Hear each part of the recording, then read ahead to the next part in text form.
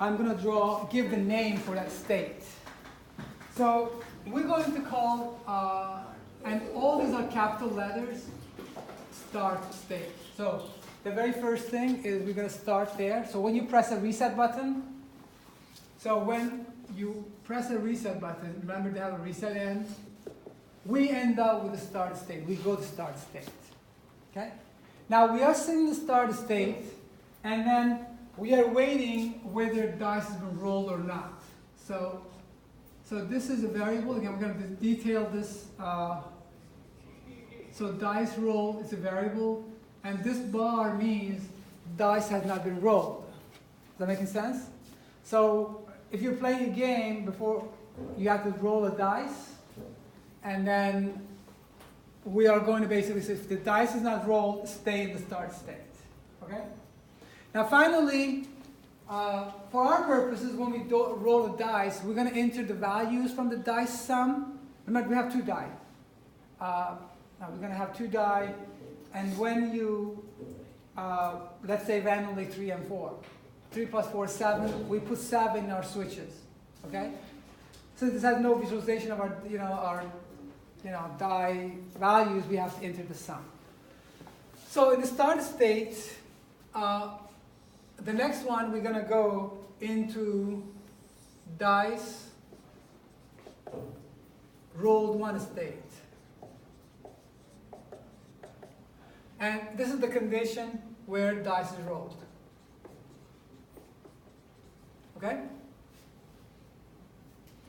Now, at this stage, what we're going to do, we're going to look at for the dice sum. If the dice sum is 7 or 11, we go to state called 1 state. And immediately from the 1 state, we go to end state. Is that making sense? So this clearly tells you how you win a game. You start a new game, you get a 7 or 11, you automatically win. Okay? Now, if it is not 7 or 11, then dice sum could be, if the dice sum is equal to 2, 3, or 12, then we're going to go into lost state. I mean, you lost the game. And then immediately after lost state, we go to end state. So far clear in terms of conceptually what is what? Okay. Now, if this is not this scenario or this, what's left? Remember, you're going to have, for example, 2, 3, if you had a 4, a 5. Now what is left? 6, 8, 9, and 10. So if those are the scenarios, right, we assume we are entering the correct value. Is that making sense? Right? The sum of two dice. Only you got 1, 2 through 12. Those are the options. Then from there, we're going to go to state called continue state. The game is not over yet. So we go back to this one. Now in the continue state, we're going to wait here, and as long as dice is not rolled. So if the dice is not rolled, we're going to stay in the continue state. When the dice is rolled, we go to dice roll 2 state. Again, something like this. Dice rolled 2 state. Again, this condition is dice is rolled.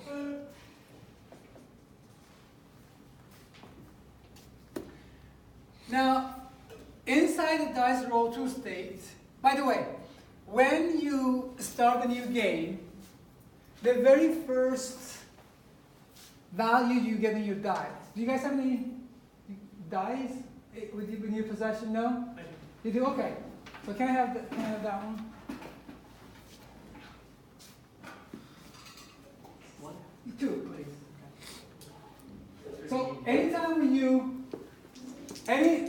anytime he gets a brownie point. By the way, anytime when you start the new game, right?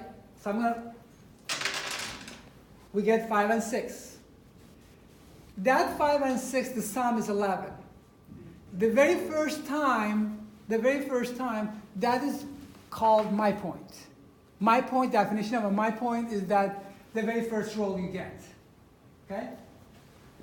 So in this instance, when you have picked the 5, very first time, my point is 5. Does that make sense? The very first thing. We come back to here, we roll another die, and at this time you may get a 5, that means you get the same 5, or you may get a 7, you may get some other number. So when your dice is rolled, we're going to do the following. If the new dice sum is equal to my point, so if the dice sum, I apologize, you guys equal to my point, I described what my point was. Yes. So my point is the first dice roll. So if the dice sum is equal to my point, what do? We go to one state. So this one goes into one state. So inside, yes? Are we doing one dice at a time? Two. So there's going to be 2 dices? Every time it's 2 dice. Every time it's 2 dice. Oh. So the very first time, okay, we got 7. Now in this case, 7, you win. The game is over. Okay? Let's go play it again. Next time, you get 4. 4 will take us this path. Oh, okay. At this instant, 4 is called my point, the very first time. Now, let's say we imagine we roll it again, and this time we got a 4. I mean, that's not. If that is the case, that means we won. Okay?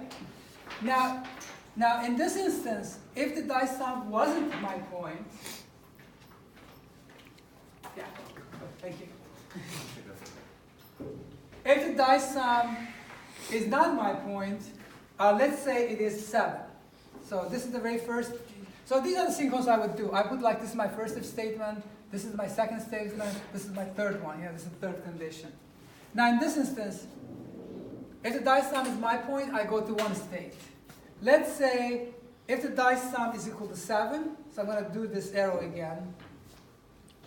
We go to last state. So if the dice sum equal to 7. So if the dice sum is equal to 7, you go to last state, immediately go to end state. So do you understand how we are winning and losing it?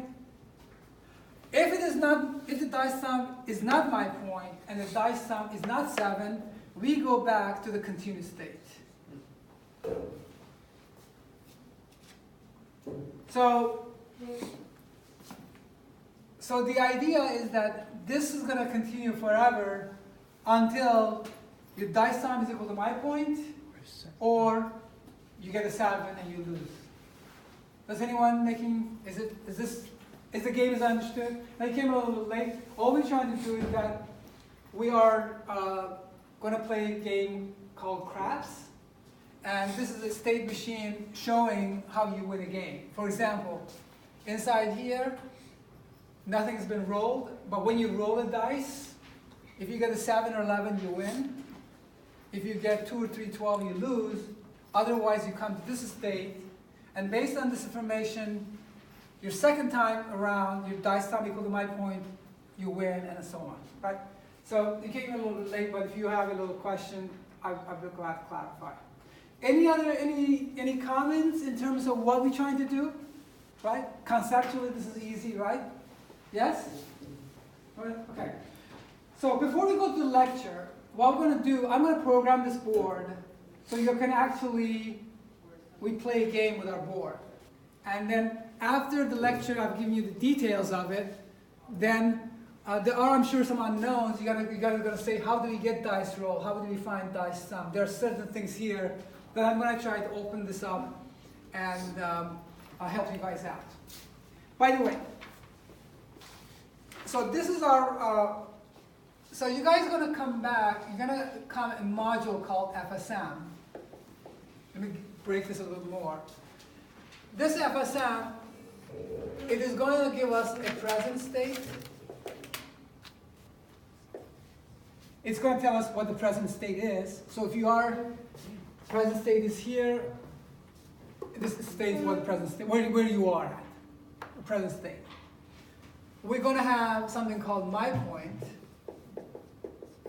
By the way, these are 4 bits each. We made them 4 bits so that it's easily displayed on the 7-segment display. And then we're going to have 3 more lines. This one is going to say roll dice LED. This is LED 0. So what you want to have, you want to turn on the LED 0 to on. That tells you the game is not over. You need to enter some values. Okay? So LED 0 when lit. Okay? Enter, dice, sum, press, up, button up. I think it's up button. What do you call it? What does your label say? What does it label? BT BT what? NU. BT NU or something like that. Button up. Okay? BTNU, is that what it's called? Okay. BTNU. Whatever the labeling is. So the purpose of this one, when lit, you enter the dice sum, press button. This button up, it acts if the dice has been rolled or not. Okay? Now I'm sure you got some unknown right now, but we're going to clarify it. Then you're going to have a signal called player wins LED. Player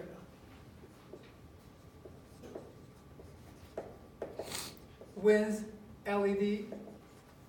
This one is going to be LED 15. This means when you win a game, LED 15 is lit. Is this clear enough? And then there is a signal called player loses LED. And this one is LED 7. Okay.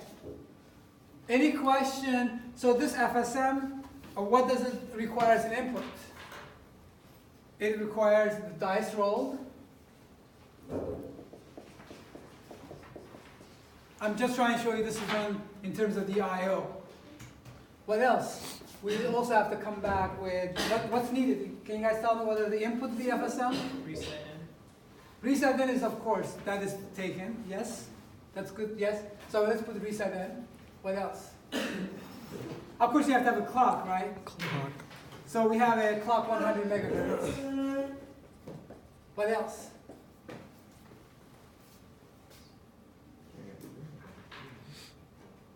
Just look at this. I'm sure there's the word there that is an input. Dice sum. Dice sum, exactly. Dice sum. Right? 4 bits is enough. Is that right? Because we're trying to have a number 2 to 12. Okay. So the heart of this is inside the FSM is these bubbles. Okay? Before we go to the implementation of it, I want to, let's also use, the Verilog code doesn't understand what these start ST means and so on, right? We have to give them a name. So we're going to call start state number 0. We're going to call dice rolled one state number 1. And then we're going to call the one state number 2. We're going to call lost state number 3. We're going to call continuous state number 4. We're going to call dice roll to state number 5. And we're going to call end state number 6. Okay?